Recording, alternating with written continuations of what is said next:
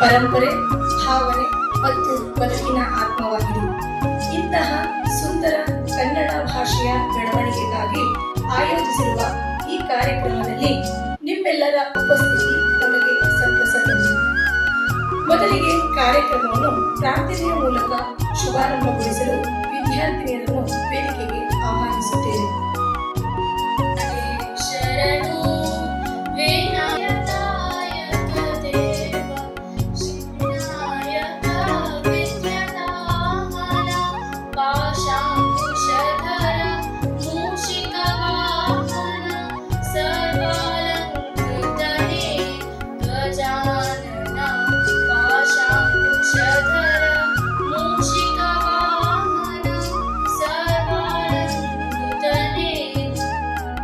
ಉಸಿರಾಗಲಿ ಕನ್ನಡ, ತಾಯಿ ಕನ್ನಡಾಂಬೆಗೆ ಜಯವಾಗಲಿ.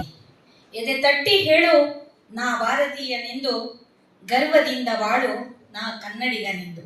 1000 ಭಾಷೆ ನಾಲಿಗೆಯಲ್ಲಿರಲಿ, ಕನ್ನಡ ಭಾಷೆ ನಮ್ಮ ಹೃದಯದಲ್ಲಿರಲಿ ಎಂದು ಹೇಳುತ್ತಾ ಈ ಕಾರ್ಯಕ್ರಮದ ಸ್ವಾಗತ ಭಾಷಣವನ್ನು ಪ್ರಾರಂಭಿಸುತ್ತಿದ್ದೇನೆ. ಮೊದಲನೆಯದಾಗಿ ನಮ್ಮ ಶಾಲಾ ಸಂಸ್ಥಾಪಕರು ಮತ್ತು ಅಧ್ಯಕ್ಷರು ಆದಂತಹ ಶ್ರೀಮತಿ ರತ್ನಕುಮಾರಿ ಮೇಡಮ್ ಅವರನ್ನು ಅವರ ಅನುಪಸ್ಥಿತಿಯಲ್ಲಿ ಅವರಿಗೆ ಹೃತ್ಪೂರ್ವಕ ಸ್ವಾಗತವನ್ನು ಬಯಸುತ್ತೇನೆ. ಹಾಗೆಯೇ ನಮ್ಮ ಶಾಲಾ ಕಾರ್ಯದರ್ಶಿಗಳು ಮತ್ತು ನಮಗೆ ಮಾರ್ಗದರ್ಶಕರು ಆದಂತಹ ಶ್ರೀಯುತ ಅಶೋಕ್ ನಾಯಕ್ ಸರ್ ಅವರಿಗೂ ಸಹ ಅವರ ಅನುಪಸ್ಥಿತಿಯಲ್ಲಿ ಅವರಿಗೆ ಪ್ರೀತಿಯ ಸ್ವಾಗತವನ್ನು ಕೋರುತ್ತೇನೆ. ಕೇವಲ ಪುಸ್ತಕ ಓದಿ ಕಲಿತದ್ದು ಅಲ್ಪ ಕಾಲದವರೆಗೆ, ಅದೇ ವಿದ್ಯೆಯನ್ನು ಗುರುವಿನ ಸಮ್ಮುಖದಲ್ಲಿ ಕಲಿತರೆ ಅನಂತ ಕಾಲದವರೆಗೆ ಎಂದು ಹೇಳುತ್ತಾ, ಇಂದು ನಮ್ಮೆಲ್ಲರಿಗೂ ಬೋಧಿಸಲು ಬಂದಿರುವಂತಹ ಸಂಪನ್ಮೂಲ ವ್ಯಕ್ತಿಯಾದ ಶ್ರೀಮತಿ ನಳಿನಿ ಮೇಡಮ್ ರವರಿಗೆ ನನ್ನ ಹಾಗೂ ನಿಮ್ಮೆಲ್ಲರ ಪರವಾಗಿ ಪ್ರೀತಿಪೂರ್ವಕ ಸ್ವಾಗತವನ್ನು ಬಯಸುತ್ತಿದ್ದೇನೆ. ಧನ್ಯವಾದಗಳು ಮೇಡಮ್. ಹಾಗೆಯೇ ಈ ಕಾರ್ಯಕ್ರಮಕ್ಕೆ ಇನ್ನೊಬ್ಬರು ಸಂಪನ್ಮೂಲ ವ್ಯಕ್ತಿಯಾಗಿ ಬಂದಿರುವಂತಹ ಶ್ರೀಮತಿ ಕವಿತಾ ವಿ ಬಣಕಾರ್ ಇವರನ್ನು ಸಹ ಈ ಕಾರ್ಯಕ್ರಮಕ್ಕೆ ಹೃತ್ಪೂರ್ವಕವಾಗಿ ನನ್ನ ಹಾಗೂ ನಿಮ್ಮೆಲ್ಲರ ಪರವಾಗಿ ಸ್ವಾಗತವನ್ನು ಕೋರುತ್ತೇನೆ. ಧನ್ಯವಾದಗಳು ಮೇಡಮ್. ಇನ್ನು ನಮಗೆ ಪ್ರತಿಯೊಂದು ಕೆಲಸದಲ್ಲಿಯೂ ಬೆನ್ನೆಲುಬಾಗಿ ನಿಂತಿರುವ ಶಾಂತಮೂರ್ತಿಯಾದ ನಮ್ಮ ನೆಚ್ಚಿನ ಪ್ರಾಂಶುಪಾಲರಾದ ಡಾಕ್ಟರ್ ಸಂದೀಪ್ ಸರ್ ಇವರಿಗೆ ನನ್ನ ನಿಮ್ಮೆಲ್ಲರ ಪರವಾಗಿ ಈ ಕಾರ್ಯಕ್ರಮಕ್ಕೆ ಆತ್ಮೀಯವಾದ ಸ್ವಾಗತವನ್ನು ಕೋರುತ್ತೇನೆ. ಧನ್ಯವಾದಗಳು ಸರ್.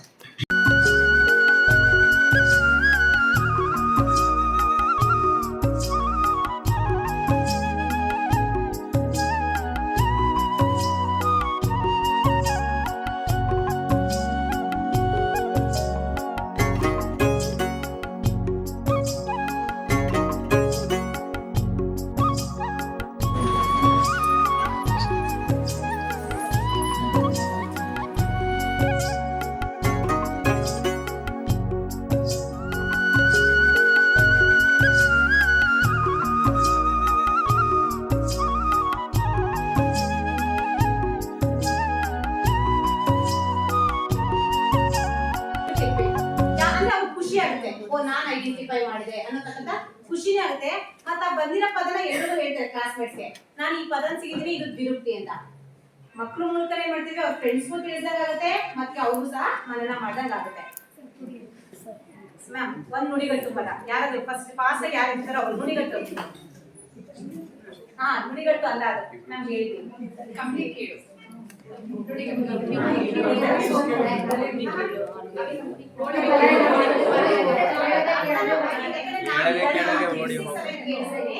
ಯಾಕಂದ್ರೆ 9 to 10 ಬೇರೆ ತರ ಮಾಡ್ತೀನಿ, 5th to 6th ಲೆವೆಲ್ಗೆ ಮತ್ತೆ ನೆಕ್ಸ್ಟ್ ಚೇಂಜ್ ಮಾಡ್ತೀನಿ ಮ್ಯಾಮ್. ನೀವು ಆಗಿರೋದು ಹೋಗ್ಬಿಡಿ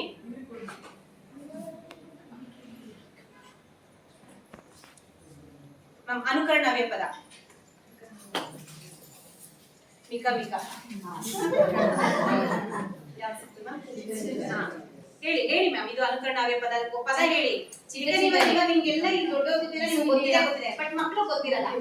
ಅದಕ್ಕೋಸ್ಕರ ಈ ತರ ಅಟ್ಲೀಸ್ಟ್ ಈ ತರ ಮಾಡಿದಾಗ ಇನ್ವಾಲ್ವ್ ಮಾಡ್ಬೋದು, ಮಕ್ಕಳಿಗೆ ಅರ್ಥ ಮಾಡಿಸ್ಬೋದು, ಮತ್ತೆ ಅವ್ರಿಗೆ ಏನು ಅಂತ ಗೊತ್ತಾಗುತ್ತೆ ಟಾಪಿಕ್ ನ ಇಟ್ಕೊಂಡೆ.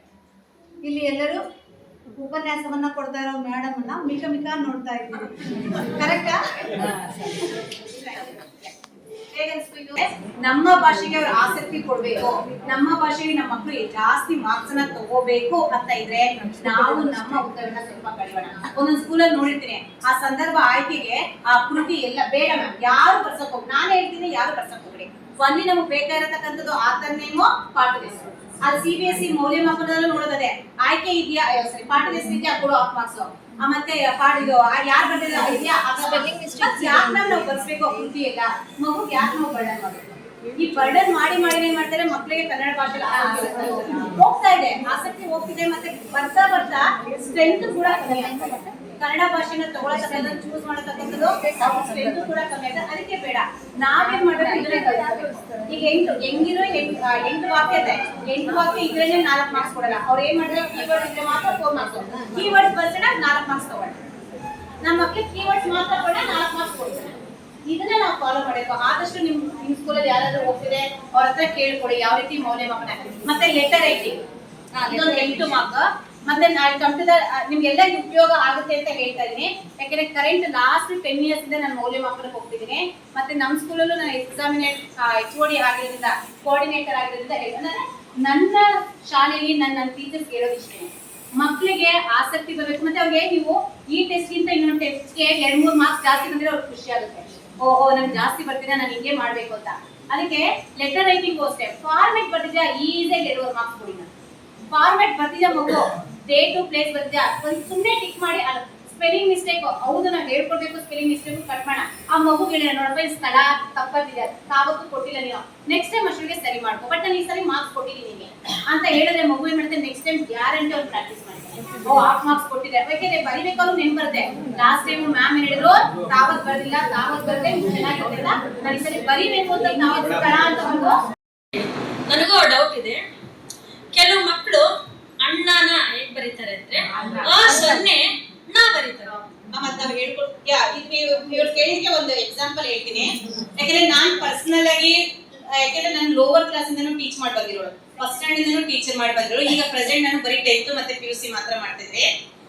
ಏನಪ್ಪಾ ಅಂದ್ರೆ ನಾವು ಅವ್ರಿಗೆ ಅನುಸ್ವಾರ ವಿಸರ್ಗನ ಸರಿ ಹೇಳ್ಕೊಡ್ತಾ ಇಲ್ಲ, ನಾವ್ ಮಾಡ್ತಾರ ತಪ್ಪಲ್ಲೇ. ನಾನು ಅದಕ್ಕೆ ಹೇಳ್ತೀನಿ ಫಸ್ಟ್ ಸ್ಟ್ಯಾಂಡರ್ಡ್ ಟೀಚರ್, ಸೆಕೆಂಡ್ ಸ್ಟ್ಯಾಂಡರ್ಡ್ಗೆ ನೀವು ಪಾಠನೇ ಮಾಡಬೇಡಿ, ಬರೀ ವರ್ಣಮಾಲೆ ಬರ್ಸ್ಬೇಕಾರೆ ಪ್ರತಿದಿನ ಅವ್ರಿಗೆ 5 10 ಪದಗಳನ್ನ ಡಿಕ್ಟೇಷನ್ ಕೊಡಿ, ದಿನ ಕೊಡಿ. ಮತ್ತೆ ಆ 10 ಪದಗಳಿಗೆ ಏನ್ ಮಾಡಿ ಅವ್ರಿಗೆ ಇಂಗ್ಲಿಷ್ ಮೀನಿಂಗ್ ಬರ್ಸಾಗ ಇಂಗ್ಲಿಷ್ ಅಲ್ಲಿ ನೋಡಿದ ತಕ್ಷಣ ಅವ್ರಿಗೆ ಇಮಿಡಿಯೇಟ್ ಆಗಿ ಮೈಂಡ್ ಹೋಗುತ್ತೆ. ಯಾಕಂದ್ರೆ ಹೌದು ನಾನು ಒಪ್ಕೋತೀನಿ, ನಾವು ಕನ್ನಡ ಶಿಕ್ಷಕರು ಇಂಗ್ಲಿಷ್ಗೆ ಮಾನ್ಯತೆ ಕೊಡಬಾರ್ದು ಅಂತ, ಬಟ್ ನಮ್ಮ ಭಾಷೆನ ಬೆಳೆಸ್ಬೇಕಾದ್ರೆ ನಾವು ಕೆಲವೊಂದು ಸಪೋರ್ಟ್ ಅನ್ನ ತಗೊಂಡ್ ಬೆಳಿಲೇಬೇಕು. ಅದಕ್ಕೋಸ್ಕರ ಇಂಗ್ಲಿಷ್ ಭಾಷೆನ ಸ್ವಲ್ಪ ಸಪೋರ್ಟ್, ಈಗ ದ್ರಾಕ್ಷಿ ಬಳ್ಳಿ ಬೆಳಿಬೇಕಾದ್ರೆ ಹಂಗೆ ಬೆಳೆದ್ಬಿಡ್ತಾ ಇಲ್ಲ, ಆ ಏನ್ ನಾವು ಸಪೋರ್ಟ್ ನ ಕೊಡ್ತೀವೋ ಅದರಿಂದ ಬೆಳಿತಾರೆ. ಅದೇ ರೀತಿ ನಮ್ಮ ಭಾಷೆ ನಾವು ಟಾಪ್ ಮುಟ್ಬೇಕು ಅಂದ್ರೆ ಕೆಲವೊಂದು ಸಪೋರ್ಟ್ ತಗೋಬೇಕು. ಅದಕ್ಕೆ ಇಂಗ್ಲಿಷ್ ನ ಸಪೋರ್ಟ್ ತಗೊಂಡು ನಮ್ಮ ಭಾಷೆನ ಮೇಲೆ ಅದೇ ಅವ್ರು ಹೇಗ್ ಮಾಡ್ಬೋದು, ಅನುಸ್ವಾರ ನಾವು ಹೇಳ್ತೀನಿ. ಇಲ್ಲಿ ಉಚ್ಚಾರಣೆ ನಾವು ನಮ್ಮ ಮಕ್ಳಿಗೆ ಹೇಳ್ಬೇಕಾದ್ರೆ ಅನ್ನೋದು ನಮ್ಗೆ ಏನ್ ಉಚ್ಚಾರಣೆ ಅಂತ ಅದನ್ನ ಅಬ್ಸರ್ವ್ ಫಸ್ಟ್ ಬರೆಯಕ್ಕೆ ಹೇಳ್ಬಿಡಿ, ದಯವಿಟ್ಟು ಹೇಳ್ಬಿಡಿ ಬರೆಯಕ್ಕೆ. ಆಕ್ಚುಲಿ CBSE ವರ್ಕ್ಶಾಪ್ ಮೂಲಕ ಹೇಳೋದೇನಂದ್ರೆ ಬರೀ LKG UKG only vocabulary, only ಮಾತಾಡೋದು ಮತ್ತೆ ಉಚ್ಚಾರಣೆ ಮಾತ್ರ ನಾವು ಮಾಡ್ಬೇಕು, ಬರೆಯೋದಕ್ಕೆ ಹೋಗ್ಲೇಬಾರ್ದು, ಬರ್ಸ್ಲೇಬೇಡಿ. ಬೇಕಾದ್ರೆ ಎಂಡ್ ಆಫ್ ದ ಇಯರ್ ಬೇಕಾದ್ರೆ ಮಕ್ಕಳಿಗೆ ಬರೆಯೋದು ಗೊತ್ತಿರ್ಬೇಕು ಅನ್ನೋದಕ್ಕೆ ಶುರು ಮಾಡ್ಕೊಳ್ಳಿ. ಇಲ್ಲ ಮತ್ತೆ ನೀವು ಅನುಸ್ವಾರ ಅಂತ ಹೇಳ್ತೀವಿ, ಅನುಸ್ವಾರ ಅಂದಾಗ ಮಕ್ಕಳಿಗೆ ಗೊತ್ತಿಲ್ಲ, ಅಣ್ಣ ಅಂತ ಆದಾಗ ಅನ್ ಅಂತ ಇರ್ತಾರೆ, ಸೊನ್ನೆ ಬರೀತಾರೆ. ಅಲ್ಲಿಗೆ ಅನ್ ಇಂ ಬಂದಾಗ ಅನುಸ್ವಾರ ಬಳಸಬೇಕು ಅನ್ನೋದನ್ನ ನಾವು ಹೇಳ್ಕೊಡ್ಬೇಕು. ಎಷ್ಟೊಂದ್ ಜನ ಟೀಚರ್ಸ್ ಮಾಡ್ತಿಲ್ಲ, ಇದು ನಾನು ಫೈಂಡ್ ಔಟ್ ಮಾಡಿದ್ದೀನಿ. ಯಾಕಂದ್ರೆ ನಾನು ಡಿಕ್ಟೇಷನ್ ಕೊಟ್ಟಾಗ ಆ ಲೆವೆಲ್ ಮಕ್ಕಳಿಗೆ ಡಿಕ್ಟೇಷನ್ ಕೊಟ್ಟಾಗ ಮಾಡ್ತಿರೋದೇ ಇದು. ಈಗ ಕಪ್ಪು ಅಂತ ಹೇಳಿದ್ರೆ ಅವ್ರು ಕಾ ಬರ್ದು ನಾ ಬರ್ದು ಕೂ ಬರೀತಾರೆ, ಇಂಪು ಹೇಳಿದಾಗ ಈ ಬರ್ದು ನಾವಲ್ಲಿ ಉಚ್ಚಾರಣೆನ ಸರಿ ಹೇಳ್ಕೊಟ್ಟ. ಇದು ಮಾಡಿ ಮ್ಯಾಮ್. ಆ ಫಸ್ಟ್ ವೊಕ್ಯಾಬ್ಯುಲರಿ ಅಂದ್ರೆ ಹೇಳ್ತೀವಲ್ಲ ಮೇಡಮ್, ಆತರ ಬಂದಾಗ ನೀವು ಸೊನ್ನೆ ಕೊಡ್ಬೇಕು. ಫಾರ್ ಎಕ್ಸಾಂಪಲ್ ಕಂಬ ಅಂದಾಗ ಸೊನ್ನೆ ಬರಬೇಕು, ಬಾ ಬರಿಬೇಕು ಅಂತ ಹೇಳ್ತೀವಲ್ವಾ. ಅದೇ ರೀತಿ ಮಕ್ಕಳು ಪ್ರೊನೌನ್ಸ್ ಮಾಡ್ತಾರೆ, ಅಮ್ಮ ಅಂತ ಬರಿಬೇಕಾದ್ರೆ ಸೊನ್ನೆ ಮ ಅಂತ ಬರೀತಾರೆ. ಅಲ್ಲಿ ನಾವು ಅಮ್ಮ ಹೇಳಲ್ಲ, ಬರೀ ಅಮ್ಮ ಅಷ್ಟೇ ಹೇಳೋದು. ಪದಗಳನ್ನ ಪ್ರೊನೌನ್ಸಿಯೇಷನ್ ಮಾಡಿ ಹೇಳ್ತೀವಿ, ಮಕ್ಕಳು ಬರೀತಾರೆ. ಆದ್ರೆ ಆ ಉಚ್ಚಾರಣೆ ನಮ್ದು ಶುದ್ಧವಾಗಿದ್ದು ಮಕ್ಕಳು ಸರಿಯಾಗಿ ಬರೀತಾರೆ. ಅದ್ರ ಪಕ್ಕದಲ್ಲಿ ಮತ್ತೆ ಇಂಗ್ಲಿಷ್ ನನಗೆ ಅನುವಾದ ಮಾಡಿಸಿ ಬರೆಯೋದ್ಕಿಂತನೂ ಬಟ್ ಹೇಳಿದ್ರೆ ಸಾಕು. ಸೂರ್ಯ ಅಂತ ಹೇಳ್ತೀವಿ, ಬರೀತಾರೆ ಮಕ್ಕಳು. ಸೂರ್ಯ ಅಂದ್ರೆ ಏನ್ ಗೊತ್ತಾ, ಮತ್ತೆ ಅವು ಟ್ರಾನ್ಸ್ಲೇಟ್ ಮಾಡಿ ಕನ್ನಡದ್ದೇ ಇನ್ನೊಂದು ಪದ ಹೇಳ್ಬೋದು, ಇಲ್ಲ ಇಂಗ್ಲಿಷ್ ಅಂತ ಹೇಳ್ಬೋದು. ಮತ್ತೊಂದ್ಸರಿ ನಮ್ಮ ಪಕ್ಕದಲ್ಲಿ ಇಂಗ್ಲಿಷ್ ಬರ್ಸೋದು ಬೇಡ, ಆಮೇಲೆ ಕನ್ನಡ ಭಾಷೆ ಯಾವಾಗಲೂ ಕೂಡ ಕಲ್ಪವೃಕ್ಷ ಅಂತ ಹೇಳ್ತೀವಿ. ದ್ರಾಕ್ಷಿ ಉದಾಹರಣೆಗಿಂತ ಕಲ್ಪವೃಕ್ಷ ಉದಾಹರಣೆ ಕೊಟ್ರೆ ನಾವು ಇಂಗ್ಲಿಷ್ ಇಂದ ಕನ್ನಡ ಕಲಿಸೋಕ್ಕಿಂತಲೂ ಕನ್ನಡನೇ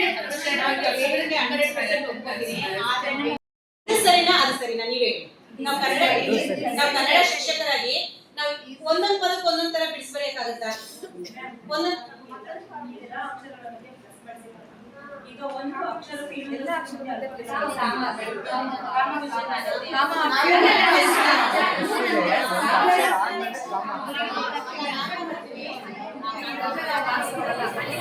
ಲೆಸ್ಸೆ ಬಳಸಿ ಅದು ಮಕ್ಳು ಗೊತ್ತಾಗುತ್ತೆ. ಈಗ ಇದಕ್ಕೆ ಈ ಸ್ವರ ಇದೆ ಅಂತ ಲೆಸ್ಸೆ ಬಳಸ್ತೀವಿ ನಾವು. ನಿಜ ಹೇಳ್ಬೇಕು ಅಂತ ಹೇಳಿದ್ರೆ ಒಂದು ಮಗು ಇದನ್ನ ನನಗೆ ಕಲಿಸ್ಕೊಟ್ಟಿತ್ತು. ಅರ್ಕಾವತಿ ಇದ್ದಂಗೆ ಸರಿಯಾಗಿ ಬರಿಬಹುದು ಅಂತ ಹೇಳಿ ನನ್ನ ಮಗಳು ನಾನು ಹೇಳ್ಕೊಟ್ಟಿದ್ದೆ ಫಸ್ಟ್. ಯಾಕಂದ್ರೆ ನಾನು ಸೂರ್ಯ ಅಂತ ಹೇಳುವಾಗ ಸೂ ಬರ್ದು ಯಾ ಬರ್ದು ಅರ್ಕಾವತ್ ಬರೀತಾ ಇದ್ದೆ. ಅವಳು ಹೇಳಿದ್ದು ಸೂರ್ ಇಲ್ಲೇ ಉಚ್ಚಾರ ಮಾಡ್ತಿದ್ರೆ ಇಲ್ಲೇ ಯಾಕೆ ಹಾಕಿದ್ರಿ ಅಂತ. ಹಾಕಿದಾಗ ಇಲ್ಲಿ ಹಾಕಿ ಇಲ್ಲ ಅಂದ್ರೆ ಹೌದಲ್ಲ ಅಂತ ಹೇಳಿ ಯೋಚನೆ ಮಾಡಿ ಬೇರೆ ಬೇರೆ ಬುಕ್ಸ್ ರೆಫರ್ ಮಾಡಿದಾಗ ಸ ಉಚ್ಚಾರ ಆಗ್ತಾ ಇದೆ, ಆಮೇಲೆ ಉ, ಆಮೇಲೆ ರ ಅಂತ ಇದ್ದಾಗ ಓ ರಾನೇ ಸರಿಯಾದದ್ದು ಅಂತ ಹೇಳಿ ರಾಗೆ ಒತ್ತಕ್ಷರ ಹಾಕಿಕೊಳ್ಳಿ ಅದು ಸರಿ ಹೋಯ್ತು. ಇಡೀ ಕನ್ನಡದಲ್ಲಿ ಈ ಅಕ್ಷರ ರ ಬರೆದು ಒತ್ತಕ್ಷರ ಹಾಕೋದಿದೆಯಲ್ಲ ಇದು ಸರಿಯಾದದ್ದು. ವಿದ್ಯಾರ್ಥಿ ಅಂತ ಬರೀತಾ ಇರುವಾಗ ವಿ ದ ಯಾವತ್ತು ರೀ ಬರೆದು ಮಹಾಪ್ರಾಣದ ಥಾವತ್ ಹಾಕಿದರೆ ಸರಿಯಾದ. ಇದನ್ನ ಪ್ರಯೋಗ ಮಾಡಿದ್ದು ನಾನು ಆಮೇಲೆ ಸ್ಟಡಿ ಮಾಡಿ ಮೇಲೆ ಗೊತ್ತಾಗಿದೆ ಅಂತಂದ್ರೆ ಮೈಸೂರಿನ ಅರಮನೆಯಲ್ಲಿದ್ದಂತಹ ಕೆಂಪು ನಾರಾಯಣ ಮುದ್ರಾ ಮಂಜೂಷ ಎನ್ನುವ ಕೃತಿನಲ್ಲಿ ಅರ್ಧ ಭಾಗ ಅರ್ಕಾವತಿಯ ಹಾಗೆ ಬಳಸ್ಬಿಟ್ಟು ಅಲ್ಲಿ ಗೆದ್ಬಿಟ್ಟು ಅವಾಗ ನನಗೆ ಅನ್ಸಿದ್ದೇನಂದ್ರೆ ಅಷ್ಟು ವರ್ಷಗಳ ಹಿಂದೆನೆ ಪ್ರಯೋಗ ಮಾಡಿದ್ರಲ್ಲ, ಮತ್ತೆ ನಾವ್ಯಾಕೆ ಅರ್ಕಾವತಿನ ಹಿಂದೆ ಬಿದ್ದಿದೀವಿ ಅಂತ ಯೋಚನೆ ಮಾಡಿದ್ವಿ. ಅರ್ಕಾವತಿ ಇದ ಹಾಗೆ ಏನ್ ಬೇಕಾದ್ರೂ ಬರೀಬಹುದು. ನೀವು ಧೈರ್ಯವಾಗಿ ನಿಮ್ಮ ಮಕ್ಕಳಿಗೆ ಹೇಳಿ ಅರ್ಕಾವತಿ ಬೇಡವೇ ಬೇಡ. ನಾನು ಈ ಸರಿ 12th ಸ್ಟ್ಯಾಂಡರ್ಡ್ ನ CBSE ಕನ್ನಡ ಕ್ವಶನ್ ಪೇಪರ್ಗೆ ಕೀ ಆನ್ಸರ್ ಮಾಡ್ಲಿಕ್ಕೆ ಹೋಗಿದ್ದೆ. ಈ ಸರಿ ಇದೊಂದು ಅವಕಾಶ ಸಿಕ್ಕಿದ ನನಗೆ. 3 ದಿವಸ ಮೈಸೂರಿನಲ್ಲಿ 3 ಜನರ ಕಮಿಟಿಯಲ್ಲಿ 3 ದಿವಸ ಇದ್ದು ಕ್ವಶನ್ ಪೇಪರ್ಗೆ ಆನ್ಸರ್ ರೆಡಿ ಮಾಡಿದ್ವಿ. ನಾನು ಅವ್ರಿಗೆ ಹೇಳಿದೆ ಅರ್ಕಾವತಿ ಇಲ್ದಂಗೆ ಮಾಡ್ಬೋದು ಸರ್ ಅಂತ ಹೇಳಿದ್ಮೇಲೆ ಫಸ್ಟ್ ಅವ್ರು ಹೇಳಿದ್ರು ಅದೇಕಾಗುತ್ತೆ ಅಂತ ಹೇಳಿ ನಾನು ಈಗ ಮಾಡಿ ತೋರಿಸ್ತೀನಿ ಅಂತ ಹೇಳಿ 10 ವಾಕ್ಯದಲ್ಲಿ ಉತ್ತರಿಸಿ ಅನ್ನೋದಕ್ಕೆ ಅರ್ಕಾವತಿ ಇಲ್ದಂಗೆ ಇಡೀ ಉತ್ತರ ರೆಡಿ ಮಾಡಿ ಅವ್ರಿಗೆ ಕೊಟ್ಟೆ. ಅವ್ರಿಗೆ ಆಶ್ಚರ್ಯ ಆಯ್ತು. ಸರ್ ಇದನ್ನೇ ಕಳಿಸ್ತೀವಿ ಸರ್ ವ್ಯಾಲ್ಯೂಯೇಷನ್ಗೆ ಕಳಿಸಿದ್ದಾರೆ. ಜ್ಞಾನದೀಪ ಶಾಲೆಯಲ್ಲಿ 2400 ಜನ ಇದ್ದಾರೆ. ಮ್ಯಾಕ್ಸಿಮಮ್ ವಿದ್ಯಾರ್ಥಿಗಳು ಅರ್ಕಾವತಿ ಇಲ್ಲದ ಹಾಗೆ ಬರೀತಾ ಇದ್ದಾರೆ. ಬಹಳ ಜನ ಪೇರೆಂಟ್ಸ್ ಬಂದು ಜಗಳ ಮಾಡಿದ್ದಾರೆ ನನ್ನ ಹತ್ರ. ಜಗಳ ಮಾಡಿದೀವಿ, ಆಮೇಲೆ ಖುಷಿಯಿಂದ ವಾಪಸ್ ಹೋಗಿದ್ದಾರೆ. ಅಂದ್ರೆ ನಾವು ನೀವು ಜಗಳ ಮಾಡೋದನ್ನ ಕಲಿಬೇಕು. ಫಸ್ಟ್ ಅರ್ಥ ಮಾಡಿಸ್ಬೇಕು, ಕಳಿಸ್ಬೇಕು. ನನಗೆ ಗೊತ್ತಿದೆ ಬಹಳ ಜನ ಇದನ್ನ ಒಪ್ಪಲ್ಲ. ಅದು ಒಪ್ಸೋ ಜವಾಬ್ದಾರಿ ನಮ್ಮ ಕೈಲಿ ನಿಮ್ ಕೈಲಿ ಇದೆ. ಹಾಗಾಗಿ ಎಕ್ಸಾಮಿಗೂ ಅದನ್ನ ಹೇಳ್ತಾರೆ. ಎಕ್ಸಾಮಿನೇಷನ್ ಅಲ್ಲೂ ಸಹ ನೀವು ಪರವಾಗಿಲ್ಲ ಅರ್ಕಾವತಿ ಇಲ್ದ ಹಾಗೇನೆ ಬರಿತಾ ಹೋಗಿ. ಸೂರ್ಯ ಅಂತಾನೆ ಬರೀರಿ, ರಾವತ್ತೆ ಹಾಕಿ. ಒಂದ್ಸರಿ ಮಾರ್ಕ್ಸ್ ಕಳಿಬಹುದು ಅಷ್ಟು ಬಿಟ್ರೆ ಅವ್ರು ನಿಜವಾಗ್ಲೂ ಕನ್ನಡ ಮೇಷ್ಟ್ರೆ ವ್ಯಾಲ್ಯೂಯೇಷನ್ ಮಾಡ್ತಾ ಇದ್ರೆ ಮಾರ್ಕ್ಸ್ ಕೊಡ್ತಾರೆ. ಕೊಡಬೇಕು. ಅದಕ್ಕೆ ನಾನು ಹೇಳ್ತಾ ಇರೋದು, ನಾನು ಅವತ್ತು ಹೇಳಿದೆ ವ್ಯಾಲ್ಯೂಯೇಷನ್ ಕಮಿಟಿ ಅವ್ರಿಗೆ ಹೇಳಿದೆ, ಸರ್ ಇದು ಬಹಳ ವರ್ಷಗಳಿಂದ ಆಗ್ತಾ ಇದೆ. ನಾನೊಂದು 3 ಪೇಜಿನ ಎಕ್ಸ್ಪ್ರೆಷನ್ ಕೊಟ್ಟೆ ಅವ್ರಿಗೆ. ಸರ್ ಸರಿಯಾಗಿದೆಯಲ್ಲ ಸರ್, ನಾವ್ಯಾಕೆ ಹಿಂಗ್ ಮಾಡ್ತಾ ಇದೀವಿ ಅಂತ ಹೇಳಿದ್ರೆ, ನಾವು ನೀವು ಸೇರಿ ಕನ್ನಡವನ್ನ ಸ್ವಲ್ಪ ಮಟ್ಟಿಗೆ ಸರಿ ಮಾಡ್ಬೇಕಾಗಿದೆ ಸರ್. ಹೇಳಿ ಪ್ರಾರಂಭ ಮಾಡಿ. ಕೆಲವು ಮಕ್ಕಳಿಗೆ ಭಯ, ಸರ್ ಮಾರ್ಕ್ಸ್ ಕಳೆದ್ರೆ ಏನ್ ಮಾಡ್ತೀರಾ ಅಂತ. ನಾನು ಅದಕ್ಕೆ ಅವ್ರಿಗೆ ತಮಾಷೆ ಕೇಳ್ತಾ ಇದ್ವಿ, ನಿಜವಾಗ್ಲೂ ಕನ್ನಡ ಮೇಷ್ಟ್ರೆ ವ್ಯಾಲ್ಯೂಯೇಷನ್ ಮಾಡಿದ್ರೆ ಮಾರ್ಕ್ಸ್ ಕೊಡ್ತಾರೆ.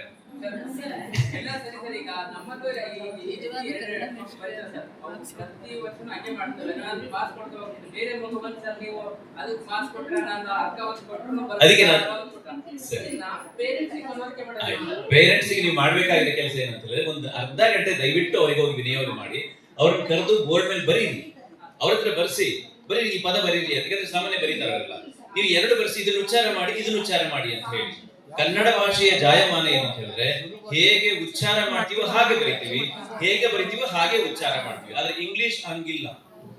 ನೀವು ಹೇಳೋದೇ ಬೇರೆ, ಬರೆಯೋದೇ ಬೇರೆ. ಕೆಲವನ್ನ ಸೈಲೆಂಟ್ ಅಂತಾನೂ ಅಕ್ಷರ ಕರೀತಾರೆ ಅಲ್ಲಿ. ಕನ್ನಡದಲ್ಲಿ ಇದುವರೆಗೆ ಯಾವ ಅಕ್ಷರ ಸೈಲೆಂಟ್ ಆಗಿಲ್ಲ. ಎಲ್ಲ ಮಾತಾಡ್ತಾನೆ ಇರ್ತಾರೆ. ಪ್ಲೀಸ್ ಶಿಥಿಲದಿತ್ವ ಇದೆ ಅಲ್ಲ ಸರ್.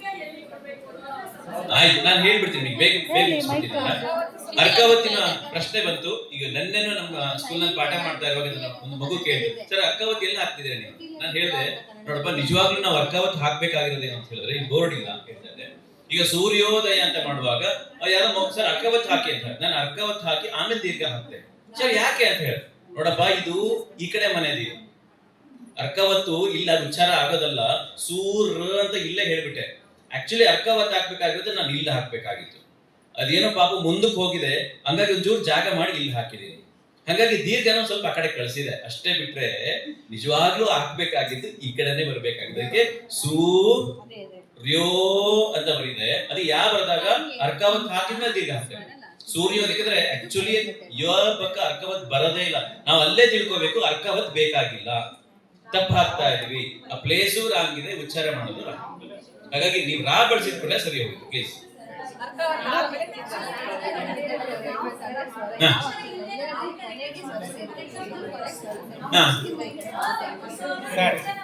ತಪ್ಪು ಅದು ಆಗಿದೆ, ತಪ್ಪು ಅಷ್ಟೇ. ಎಕ್ಸಾಂಪಲ್ ಆಯ್ತು, ಟೆಕ್ಸ್ಟ್ ಬುಕ್ ಅಲ್ಲಿ ಹಾಗೆ ಮಿಸ್ಟೇಕ್ಸ್ ಇದೆ. ಆಯ್ತು, ವೆರಿ ಗುಡ್. ವರ್ಗೀಯ ವ್ಯಂಜನ ಅಲ್ಲಿ ಅರ್ಧವತ್ತು ಅರ್ಥಾಕ್ಷರದ ಹಿಂದೆ ಹೌದು, ಇದು ಅದಕ್ಕೆ ತುಂಬಾ ತುಂಬಾ ದೊಡ್ಡ ಚರ್ಚೆ ಆಯ್ತಿದೆಲ್ಲ. ಇದು ದೀರ್ಘ ಎಲ್ಲಿ ಹಾಕ್ಬೇಕು ಅಂತ ಬಂತು. ಕೆಲವರು ಏನ್ ಮಾಡಿದ್ರು, ಆಕ್ಚುಲಿ ಸಾಫ್ಟ್ವೇರ್ ಹೇಗಿದೆ ಅಂತ ಹೇಳಿದ್ರೆ ಸಾಫ್ಟ್ವೇರ್ ಈ ಕಡೆ ತಗೊಳುತ್ತೆ, ಕೆಲವು ಕಡೆಗೆ ಸಾಫ್ಟ್ವೇರ್ ನವರೆಗೂ ತಲೆ ಕೆಟ್ಟೋಗಿದೆ. ಈ ಕಡೆಗೆ ಹಾಕ್ಬೇಕು, ಈ ಕಡೆಗೆ ಹಾಕ್ಬೇಕು. ನನ್ನ ಹತ್ರ ಇರೋ ಮೊಬೈಲ್ ನಲ್ಲಿ ನೀನು ಟೈಪ್ ಮಾಡ್ತಾ ನಾನು ಅರ್ಕವತ್ ಬಳಸಬಾರ್ದು ಅಂತ ಎಲ್ಲ ಪ್ರಯತ್ನ ಪಡ್ತಾ ಇರ್ತೀನಿ. ಅದು ಏನ್ ಮಾಡಿದ್ರು ಬಿಡೋದಿಲ್ಲ, ಅರ್ಕವತ್ ಹಾಕ್ಬಿಡುತ್ತೆ. ಏನ್ ಮಾಡೋದು? ಇನ್ನೊಂದು ಎಕ್ಸಾಂಪಲ್ ಕೊಟ್ಬಿಡ್ತೀನಿ ನಿಮಗೆ. ನಾನು ಪ್ರಜಾವಾಣಿ ಪತ್ರಿಕೆಯವರಿಗೆ ಒಂದು ಲೇಖನ ಬರೆದು ಅವರಿಗೆ ಕಳಿಸ್ಕೊಟ್ಟೆ. ಅವ್ರು ನನ್ಗೆ ಒಂದು ಅರ್ಕವತ್ ಬಳಸಂತ ಕಳಿಸ್ಕೊಟ್ಟೆ. ಅವ್ರು ಪ್ರಿಂಟ್ ಮಾಡುವಾಗ ಎಲ್ಲ ಕಡೆ ಅವರೇ ಅರ್ಕವತ್ ಹಾಕ್ತಾರೆ. ಆಮೇಲೆ ಸಂಪಾದಕರಿಗೆ ಫೋನ್ ಮಾಡಿ ಕೇಳಿದೆ, ಸರ್ ನಾನು ಅರ್ಕವತ್ ಹಾಕಿದ್ರೆ ನೀವ್ ಯಾಕೆ ಹಾಕಿದ್ರಿ ಅಂತ. ಸರ್ ನೀವೆಲ್ಲ ಸ್ಪೆಲ್ಲಿಂಗ್ ಮಿಸ್ಟೇಕ್ ಮಾಡೋದಿಲ್ಲ.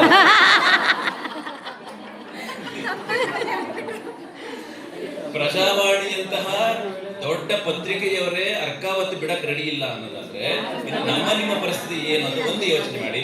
ಎರಡನೇದಾಗಿ ಮೊನ್ನೆ ಅವರಿಗೆ ಫೋನ್ ಮಾಡಿ ಹೇಳಿದೆ, ಸ್ವರಗಳಿಗೆಲ್ಲ ಒತ್ತಕ್ಷರ ಹಾಕಕ್ ಶುರು ಮಾಡಿದ್ರು. ಅವ್ರು ಯಾಕೆ ಹಾಕಿದ್ರು ಅಂತ ಹೇಳಿದ್ರೆ ಆಪಲ್ ಅಂತ ಇತ್ತು. ಅವ್ರು ಆಗಿ ಯಾವತ್ತು ಹಾಕಿದ್ರು ತಕ್ಷಣ ಸಂಪಾದಕರಿಗೆ ಫೋನ್ ಮಾಡಿದೆ, ಯಾಕೆ ಸರ್ ಇದು ಸ್ವರಕ್ಕೆ ಒತ್ತಕ್ಷರ ಹಾಕಿದ್ರಲ್ಲ ಅಂತ ಹೇಳಿದ್ರೆ, ಓದ್ಕೊಂಡ್ರೆ ನೀವು ಹೇಳ್ತೀರಾ ಸರಿ, ಒತ್ತಕ್ಷರ ಹಾಕಿದ್ರೆ ಜನ ಕೇಳಲ್ಲ. ಅಲ್ಲ, ಜನ ಕೇಳಲ್ಲ ಅಂದ್ರೆ ಮತ್ತೆ ಏನೇನ್ ಬೇಕು? ಆಕ್ಚುಲಿ ಆಪಲ್ ಅಷ್ಟೇ, ಅದು ಆಪಲ್ ಅಲ್ಲ. ಯಾಕೆ ಹಿಂಗ್ ಮಾಡ್ಕೊತಾ ಇದೀವಿ ನಾವು? ಅದಕ್ಕೆ ಸ್ವರಗಳಿಗೆ ನೀವು ಯಾರು ಒತ್ತಕ್ಷರ ಹಾಕೋದನ್ನ ಹೇಳ್ಕೊಡ್ಬೇಡಿ. ಇಲ್ಲ, ಒತ್ತಕ್ಷರ ಅಷ್ಟೇ. ಏನಿದ್ರು ವ್ಯಂಜನಗಳಿಗೆ ಒತ್ತಕ್ಷರ ಇದೆ, ಅದಕ್ಕೆ ಏನ್ ಬೇಕಾದ್ರೂ ಬರ್ಬೋದು ಅಷ್ಟೇ.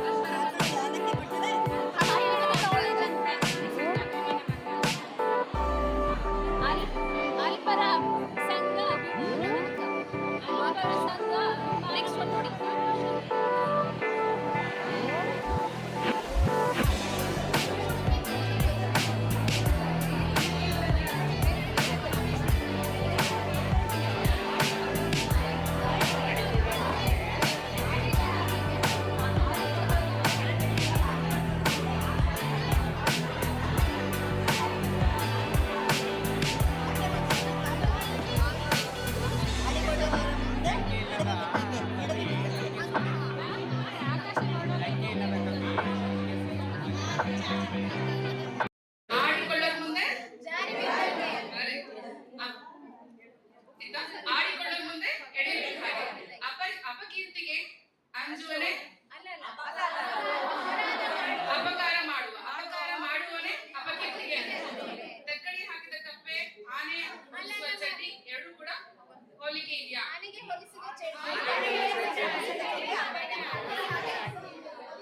ಹಾಕಿದ ಕಪ್ಪೆ, ಆನೆ ಹೊಲಿಸಿದ ಚಡ್ಡಿ ಎರಡು ಒಂದೇ ಅಂತಾರೆ. ಹಾಗೆ ಆನೆ ಹೊಲಿಸಿದ ಚಡ್ಡಿ ಹಾಗೆ ತಕ್ಕಡಿ ಹಾಕಿದ ಕಪ್ಪೆ. ತಕ್ಕಡಿ ಹಾಕಿದ ಆನೆ ಮತ್ತೆ ಕಪ್ಪೆ, ಆನೆ ಹೊಲಿಸಿದ ಚಡ್ಡಿ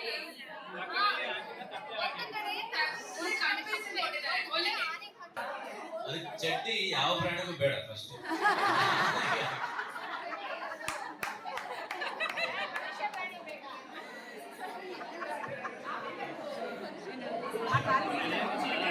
ನಾನು ಇರಲ್ಲ ಯಾವಾಗ್ಲೂ ವಿಡಿಯೋ ಮಿಸ್ಟೇಕ್ಸ್ ಆಗಿದೆ ಅದರಲ್ಲಿ.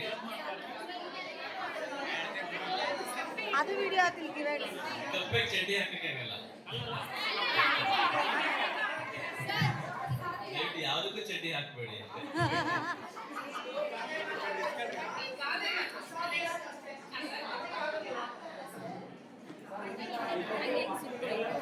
ಲಾಸ್ಟ್ ಟೈಮ್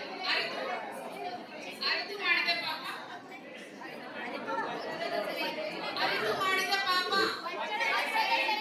ಅತ್ತೆಗೆ ಅದೇ ಮಾತು ಇದ್ರಲ್ಲಿ ಒಂದೇ ಒಂದು ಚರ್ಚೆ ಬಂದಿತ್ತು, ತಗ್ಗಿ ಹಾಕಿದ ಕಪ್ಪೆ ಮಾಡ್ಬೋದು. ಒಂದು ಎಕ್ಸಾಂಪಲ್ ಹೇಳ್ತೀನಿ ವ್ಯಾಕರಣ.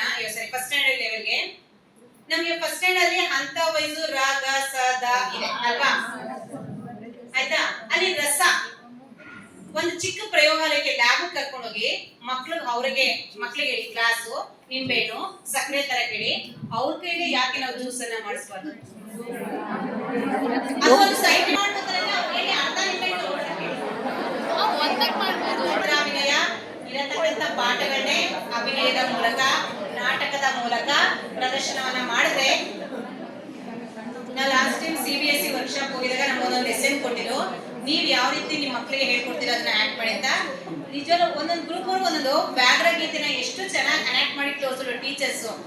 ಈಗ ನೆಕ್ಸ್ಟ್ ನಿಮ್ಗೆ ಆಫ್ಟರ್ನೂನ್ ಆಯ್ತಾ ಪ್ರಯೋಗ ಕತೆ ಹೇಳುವಿಕೆ ಹೇಳ್ತಾನೆ ಇದ್ದೀನಿ. ಕಠಿಣವಾದಂತದನ್ನ ಸರಳ ಭಾಷೆಗೆ ನಾವು ಅದನ್ನ ಸಂಕ್ಷಿಪ್ತ ರೂಪದಲ್ಲಿ ಕಥೆಯ ಮೂಲಕ ಹೇಳಿ ಮಕ್ಕಳಿಗೆ ಅರ್ಥ ಮಾಡಿಸತಕ್ಕಂಥದ್ದು. ಮತ್ತೆ ಯೋಜನೆಗಳನ್ನ ಹಾಕೋದು, ಪ್ಲಾನ್ ಯಾವ್ದಾದ್ಮೇಲೆ ಏನನ್ನ ಮಾಡಿ. ನಿಮ್ದು ಯಾವ್ದನ್ನ? ಸತ್ಯೇಂದ್ರ ಬೋಸ್, ಜಗದೀಶ್ ಚಂದ್ರ ಬೋಸ್, ಶ್ರೀನಿವಾಸ ರಾಮಾನುಜನ್, ಅಬ್ದುಲ್ ಕಲಾಂ. ಅದ್ರ ಮುಂದೆ ಒಂದು ಬೌಲ್ ತರ ಇಟ್ಟಿದ್ದೀನಿ.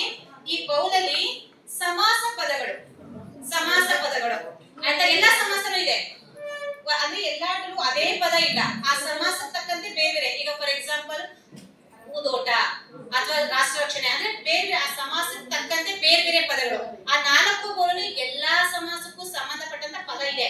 ಮ್ಯಾಮ್ ಅವ್ರಿದ್ರು ನನಗಿಲ್ಲ ಅಂತ ಅನ್ನೋಂಗಿಲ್ಲ. ನಾನು ಯಾವ ಸಮಾಸ ಹೆಸರು ಹೇಳ್ತೀನೋ ತಕ್ಷಣ ಹುಡುಕಿ ತೆಗಿಬೇಕು. ಮತ್ತೆ ಅಲ್ಲಿ ಓಪನ್ ಮಾಡ್ಬೇಕು. ನಾವು ಫೋಲ್ಡ್ ಮಾಡಿದ್ವಿ ಶೀಟ್.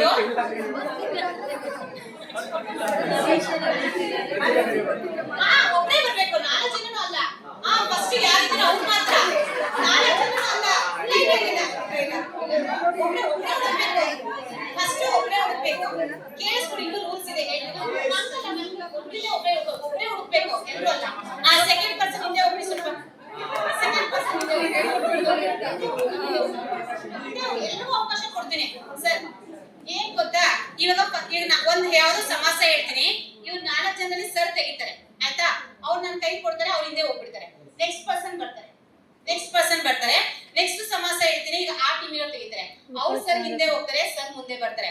ನೆಕ್ಸ್ಟ್ ಇನ್ನೊಂದು ಸಮಾಸ ಹೇಳ್ತೀನಿ, ಇವಾಗ ಈ ಸರ್ ತೆಗಿತಾರೆ, ಇವ್ರು ಹಿಂದೆ ಹೋಗ್ತಾರೆ. ಕೊನೆ ತನಕದಲ್ಲಿ ಯಾವ ಟೀಮಲ್ಲಿ ಎಲ್ಲಾರು ಅದೇ ಖಾಲಿ ಆಗ್ಬಿಡ್ತಾರೆ, ಆ ಟೀಮ್ ವಿನ್ನರ್. ಅರ್ಥ ಆಯ್ತಾ? ಇನ್ನೊಂದ್ ಸ್ವಲ್ಪ ರಿಪೀಟ್ ಮಾಡಿ ಇನ್ನೊಂದ್ಸರಿ. ಏನಾದ್ರು ಡೌಟ್ ಇದೆಯಾ? ನೆಕ್ಸ್ಟ್ ಕರ್ಮಧಾರಯ ಸಮಾಸ.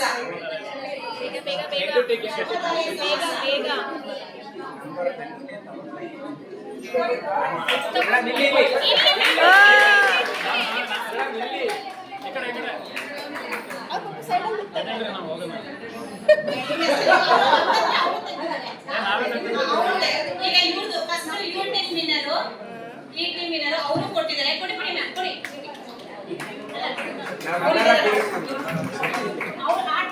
ಮತ್ತೆ ಅನ್ಯ ದೇಶೀಯ ಅಂದ್ರೆ ಏನಂತ ನಮಗೆ ಅರ್ಥ ಆಗ್ಬೇಕು, ಆಮೇಲೆ ಅವ್ರಿಗೆ ಹೇಳಿ. ಸಂಸ್ಕೃತ ಕೆಲವೊಮ್ಮೆ ಅದು ಅನ್ಯ ದೇಶೀಯನೇ ಆಗ್ಬಿಡುತ್ತೆ. ಇಂಗ್ಲಿಷ್, ಹಿಂದಿ, ತೆಲುಗು, ತಮಿಳು, ಮಲಯಾಳಂ, ಕನ್ನಡ ಮಾತ್ರ ದೇಶೀಯ ಅಷ್ಟೇ. ಬೇರೆ ಕಡೆಯಿಂದ ಯಾವ್ದು ತಗೊಂಡಿದೀಯೋ ಅದೆಲ್ಲ ಅನ್ಯ ದೇಶ. ಅಂದ್ರೆ ಫಾರಿನ್ ಅಲ್ಲ, ಕಂಟ್ರಿ ಅಲ್ಲ, ದೇಶ ಪ್ರದೇಶ.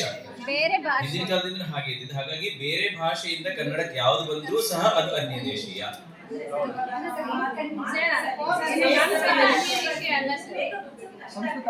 ಕಷ್ಟ ಆಗುತ್ತೆ, ಯಾಕಂದ್ರೆ ಸಂಸ್ಕೃತ ಭಾಷೆಯಿಂದನೇ 60% ಪದಗಳನ್ನು ನಾವು ತಗೊಂಡಿರುವಾಗ ನಾವು ನೀವು ಬಳಕೆ ಮಾಡ್ತಾ ಇರುವ ಪದಗಳೆಲ್ಲ ಸಂಸ್ಕೃತದ್ದೇ.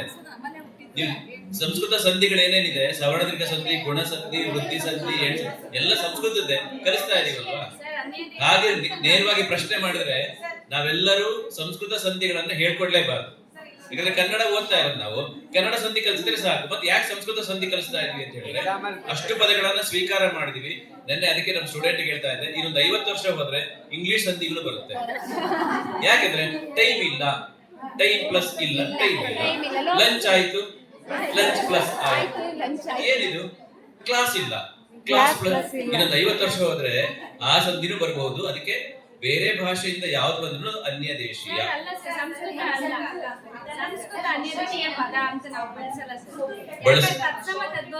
ಅದಕ್ಕೇನೆ ನೀವೇನಿಗೆ ತತ್ಸಮ ತದ್ಭವ ಅಂತ ಹೇಳ್ತಾ ಇದ್ದೀರಾ, ಸಮ ಸಂಸ್ಕೃತ ಅಂತ ಬಳಕೆ ಮಾಡ್ಕೊಂಡ್ವಿ.